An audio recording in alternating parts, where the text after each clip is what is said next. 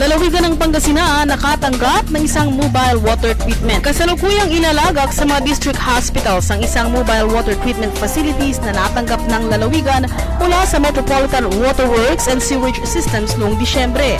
Ang naturang donasyon ay naaprubahan ng MWSS matapos ang 2 taong paghihintay sa request ni Governor Amado Espino Jr. mula kay dating DPWH Secretary Hermogenes Ebdali Jr. Ito'y upang masuplayan ng potable water ang lalawigan bilang paghahanda sa mga kalamidad o maging sa gitna ng kalamidad kung saan naaapektuhan ang primerang pinagkukunan ng malinis na tubig inumin ang mga malalaking bahagi ng lalawigan. Paliwanag ni Provincial Administrator Rafael Baraan na siya ring nagrepresenta kay Governor Espino sa turnover right na ginanap sa La Mesa Dam sa Quezon City na malaki ang maitutulong ng naturang kagamitan.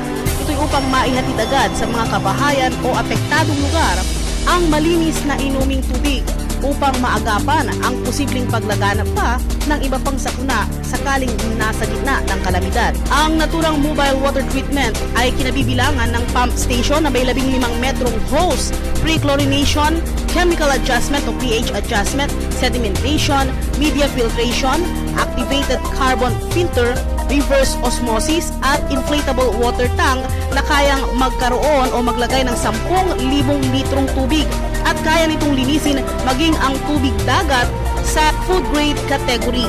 Meron itong sariling generator. Para sa Pangasinan Today, Janice Hidalgo, nag-uulat.